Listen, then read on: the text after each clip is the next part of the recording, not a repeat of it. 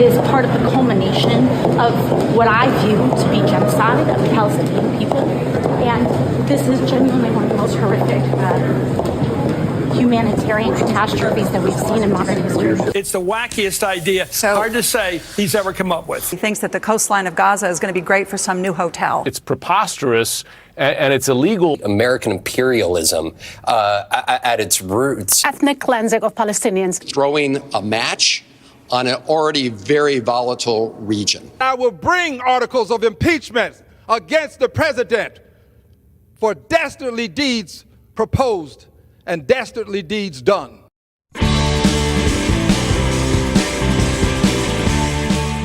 If one thing is true in this new Trump 2.0 administration, the news cycle changes every 24 hours, and the Democrats can't keep up with it. They're not even sure what they should be freaking out about from one moment to the next. One of the most impactful statements to come out of the White House yet is in the press conference with Trump and Benjamin Netanyahu, is in the US taking over the Gaza Strip. This has gotten a lot of people in the media, including Republicans, very confused. But what's really going on here? As always, smash that like button and subscribe to the channel. But let's start by playing a clip from the press conference where this all started. Watch. The U.S. will take over the Gaza Strip, and we will do a job with it, too. We'll own it and be responsible for dismantling all of the dangerous unexploded bombs and other weapons on the site, level the site and get rid of the destroyed buildings, level it out. History has, just can't let it keep repeating itself. We have an opportunity to do something that could be phenomenal. And I don't want to be cute, I don't want to be a wise guy, but the Riviera of the Middle East, this could be something that could be so bad, this could be so magnificent. No doubt, this is definitely a shock and awe moment. It's even got Republican lawmakers scratching their heads as it took them by surprise. Like him or hate him, Trump injects chaos into many of these situations, which gets everyone talking about it. But I think that's the whole point. He's highlighting a problem that he wants everyone to discuss. Let's watch Caroline Levitt and what she had to say to the press after this announcement. On Gaza, the president has spent basically his entire public career criticizing foreign entanglements, nation building, sending American troops to fight abroad, particularly in the Middle East. This plan seems like it could ultimately involve all of those things. Can you explain this reversal and how building and owning Gaza squares with America First foreign policy? I would reject the premise of your question that this forces the United States to be entangled in conflicts abroad. The president has not committed to putting boots on the ground in Gaza. He has also said that the United States is not going to pay for the rebuilding of Gaza. His administration is going to work with our partners in the region to reconstruct this region. And let me just take a step back here, because this is an out-of-the-box idea. That's who President Trump is. That's why the American people elected him. And his goal is lasting peace in the Middle East for all people in the region. And as I said in my opening remarks, we've had the same people pushing the same solutions to this problem for decades. And it's been made very clear to the president that the United States needs to be involved in this rebuilding effort to ensure stability in the region for all people. But that does not mean boots on the ground in Gaza. It does not mean American taxpayers will be funding this effort. It means Donald Trump, who is the best deal maker on the planet, is going to strike a deal with our partners in the region. But let's not make the same mistake as the mainstream media always do. Let's judge on action rather than words. Let's not forget that Trump did this before he even met with Benjamin Netanyahu. What? And why say that you're unhappy to sign it if it's Iran and their proxies who have threatened to retaliate against you and your team by killing you guys for taking out Soleimani? Well, they haven't done that, and that would be a terrible thing for them to do. Not because of me. If they did that, they would be obliterated. That'd be the end. I've left instructions. If they do it, they get obliterated. There won't be anything left. And they shouldn't be able to do it. And Biden should have said that, but he never did. I don't know why. Lack of intelligence, perhaps. But he never said it. If that happens to a leader, or close to a leader, frankly, if you had other people involved also, you would call for total obliteration of a state that did it. That would include Iran. So I'm signing this, and it's a very powerful document, but hopefully we're not going to have to use it. Mr. President, if the Prime Minister today were to ask you... So that's an executive order that would give the instruction for the US to obliterate Iran should Trump be assassinated by the Iranians. Almost like an insurance policy. He has a little bit of protection. Now watch this clip from CNN Newsnight and see some of the Trump deranged responses from some of these unhinged Democrats. Apart from some of the disingenuous statements made here, it's very peculiar. We've gone from out-of-the-box thinking to an official policy of the United States. What are we talking about here? Illegal occupation of a sovereign land? Ethnic cleansing? Watch. I mean, clearly it's an official foreign policy of the United States. The illegal occupation of a sovereign land, ethnic cleansing, which constitute on both counts, crimes against humanity. I mean, maybe Donald Trump doesn't remember, but July this year, the International Court of Justice actually talked about Gaza and issued an order. And in the order says that Gaza is still occupied, that occupation is illegal, that Israel needs to end the occupation both of the West Bank and in Gaza. By the way, the other piece, he said he will decide on the West Bank next week, which means we don't know next week if he will allow Israel to annex it or not. I mean, in 30 years, I've been covering foreign policy. I never seen a incoherent, lunatic proposal or proposition as such. He just put a target on every serviceman back tonight because the region is on fire already, and he's setting the whole region further on fire. What is she talking about? I think we can all see by the pictures in some of these videos that the Gaza Strip is a demolition zone. It's uninhabitable. Nobody can live there. There's no infrastructure. There's no electricity. There's no running water. Most buildings have been flattened. It's a very dangerous area to be in. And I'm sure, of course, you're going to have people that are proud of their home. They've been living there all of their life, and they won't want to leave their community. But they're currently living under fallen concrete with landmines all around them. Just like hurricane or wildfire victims that we have seen, their homes have been destroyed, and they have to evacuate and live somewhere else before redevelopment can begin. Trump is the only one speaking positively about these people. He's the only one trying to come up with a solution to better their situation. And good for Scott Jennings for calling this lady out. Watch. So this is the guy who was supposed to take us out of the endless wars, said he's against nation building. He railed against I know. Playing the role of Catherine tonight. I do want Scott. Are you for the ethnic cleansing or against it? Look, I don't know that I agree with the terminology you're using. Here's what I think. It's provocative.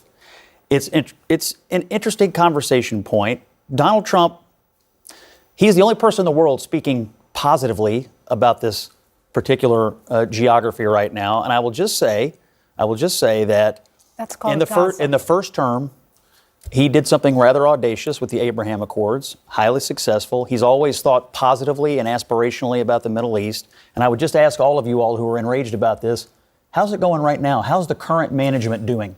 Not really all that well. To answer you, and that's because of Americans' weapons. The next clip I'd like to show you is Maxine Waters. Now, she obviously has her own ideas as to exactly what Trump's intentions are here.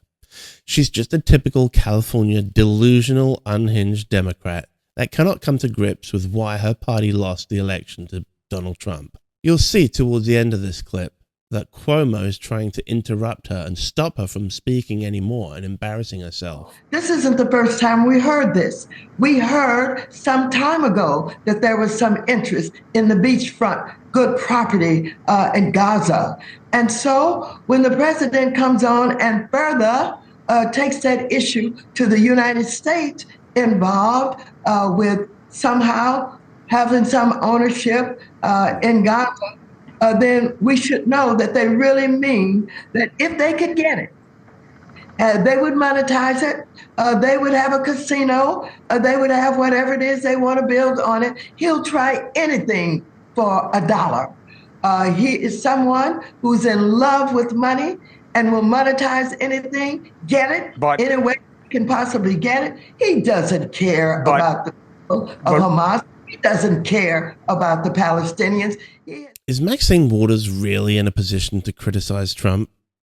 Has she ever done anything to help out the lives of the Israeli people or the Palestinians? Trump is the only one trying to create ideas on how to deal with the current situation in the Middle East, an attempt to create a peace throughout the region. I think it's obvious to say that the Democrat Party are just chasing their tails at the moment. They're making all the same mistakes which lost them the election. Let's hear some more of this outrage from these out-of-touch, maybe even ignorant Democrats, starting with Fareed Zakaria. Again, it's all about attacking Trump. Watch. It seems very unlikely that this can go smoothly. You can imagine American power forcing the Egyptians to do something, forcing the Jordanians to do something, but you're going to have to put military on the ground to get Hamas to cede power, to get the Palestinians to move, to secure that area.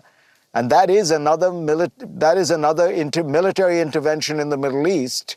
And I thought President Trump ran in 2016 explaining that that was precisely why he was running. He wanted to stop America's senseless adventures in the Middle East. It is part of the culmination of what I view to be genocide of the Palestinian people. And this is genuinely one of the most horrific humanitarian catastrophes that we've seen in modern history. It's the wackiest idea, hard to say, he's ever come up with. He thinks that the coastline of Gaza is going to be great for some new hotel. It's preposterous and it's illegal. American imperialism at its roots. Ethnic cleansing of Palestinians. Throwing a match on an already very volatile region. I will bring articles of impeachment against the president for dastardly deeds proposed and dastardly deeds done.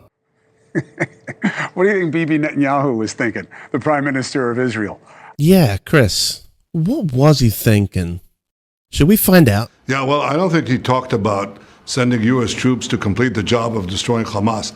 That's our commitment. That's our job, and we're absolutely committed to it. And I also don't think he said that he's going to fund it. He said that neighboring states, wealthy states, would do it.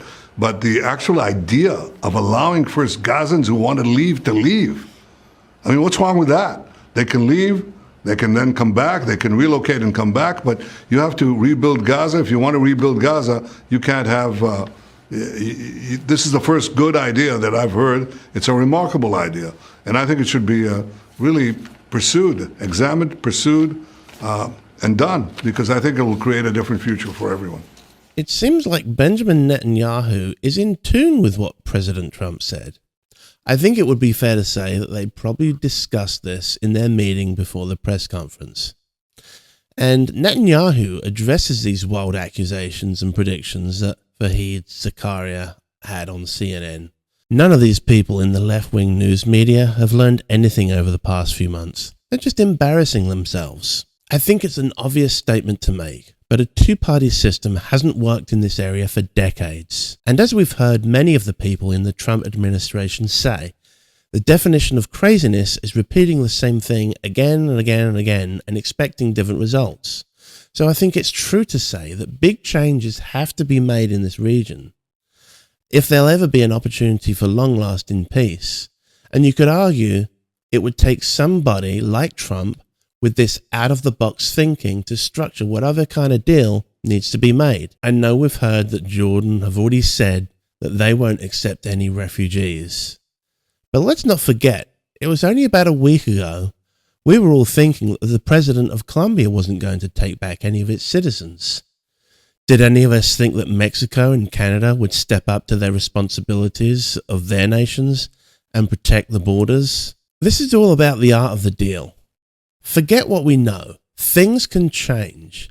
And if it's possible, Democrats need to be open-minded to that fact. Let's take a look at the conservative media and see how they're reporting this. This is Brett Baer speaking on Special Report with Brett Hume. A lot of reaction. There are people interpreting what the president said or what it really meant. The Jerusalem Post, interestingly, wrote this: Trump is beating the grass in the Middle East to startle the snakes in Gaza. If Gazans leave, then Hamas can't use them as human shields, can't exploit, steal, and sell humanitarian aid. The concept of beating the grass will now stir up the Hamas snakes and all the countries and NGOs and organizations that profit off the ruin of Gaza. They will come forward now, perhaps, to fix the problem. How do you interpret it? Well, I think it's such an exotic idea, and it's, the obstacles are too numerous to mention, Brett, so it may never come to pass. But it has had one notable effect, and that is it has moved the discussion, at least for now, away from the idea of a two-state solution, which has been a dead end for a half a century or more. The reason principally being that while it makes all kinds of sense on paper, the Palestinians have really never shown much appetite for the idea. Most of them, I think, want a one-state solution, and Israel not a part of that. And so that, I think, is the great obstacle to peace. And, Trump is offering something different, which he hopes would be an enticement to Palestinians to perhaps leave or be made to leave and to turn the place into something that would be, inhabitable, livable, and even a vacation destination. I don't know how far it'll go, but I think it's, it puts some of those other countries in the position they don't like it, right? Saudi Arabia doesn't like it, Egypt doesn't, they're all complaining about it. The question then becomes, well, okay, that's our idea, what's yours? And maybe they'll come up with something. And he's exactly right. The King of Jordan will be visiting the White House next week. And I think we all just have to see how this plays out. I think the results and the resolution to this will not be what any of us are expecting, but it will be in the best interest of the American people. I think the true Trump supporters have 100% belief in the fact that he will continue to promote his America First agenda. Unlike what we hear from their Democratic counterparts, Trump doesn't want to send American troops over to Gaza, and I can't believe for 1 minute that we will end up actually having to do that. And I certainly don't believe there'll be any scenario where the American taxpayer will be assisting to rebuild Gaza. Let's take a light interpretation of this and look at Greg Gutfield's response to it. This is purely a dad move. You're in a huge fight with your sister over the remote.